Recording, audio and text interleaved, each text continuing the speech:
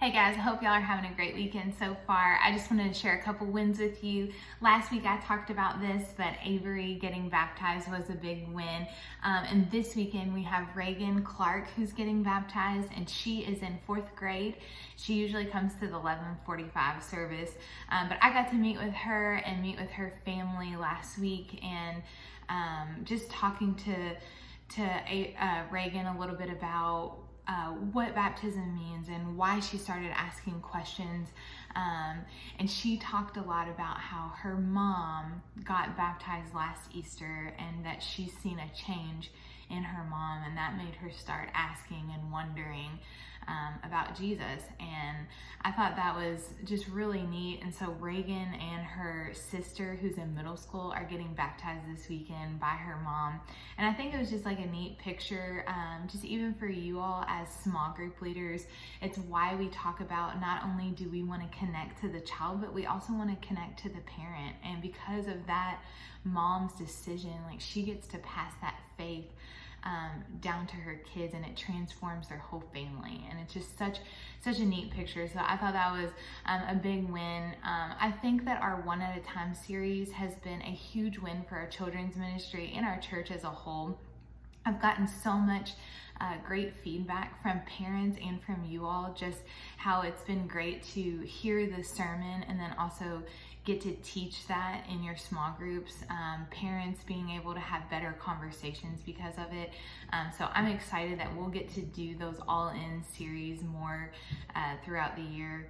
That was just a big win. We're wrapping up that series, so we're gonna, since it wrapped up in the middle of February, we're just gonna have the next 2 weeks being lessons about love. We're gonna kind of wrap this month up before we start a new series in March. So this weekend, you guys are teaching Mary and Martha, and how Mary sits at the feet of Jesus while Martha was busy preparing for Jesus. And so we're going to use some things like puzzles and Legos to just talk about how Martha missed something important, and that was the main thing was Jesus. And I think as leaders, and for myself, it's just kind of a good reminder for me as I was studying it this weekend, just that we can get really busy working for Jesus, that we miss our relationship with Jesus. And I think that's what Jesus challenges Martha on. Not that she was doing anything bad necessarily, her hospitality wasn't wrong, but it was that Mary chose the better thing, and that was the main thing, and that's Jesus. And we can get really busy doing a lot of things. You know, we serve in the church, you guys are small group leaders, and some of you are involved in other things, but not missing the main thing, and that's Jesus. And so I thought that was just a good challenge for myself this weekend. Just a tip or tool, I just noticed this past weekend, I had some conversations with some of you that we had some strong personalities, strong behaviors in some of our groups, and I just wanted to encourage you that we are here to support you however that looks for you. And so I know sometimes it can feel like you're managing behaviors and you're not getting to do the lesson like you want, and I just want to encourage you that you can think outside the box, and your small group doesn't have to look like everybody else's small group.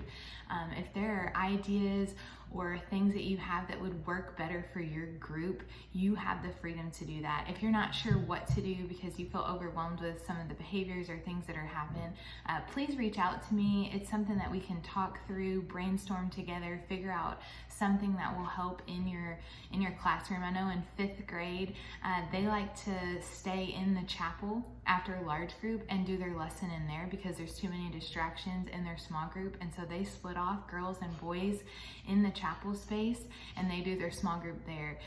That's just kind of an example of thinking outside the box and maybe restructuring the way you do your small group to help. Maybe it's splitting into 2 smaller groups in your classroom, or doing something different. So I just want to encourage you that we're here to support you. and you have the freedom to change things if you want to.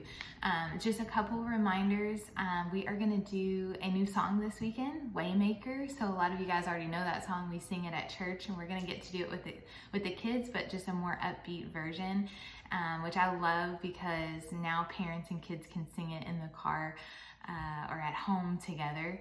And then the next couple weeks, we're going to be promoting camp all across our the church. So Bible Beach, Mix, and Kids Camp. And so we'll be kind of talking about that in large group from stage. We're going to have things in the atrium, so there's going to be kind of a buzz with that. I wanted to let you know.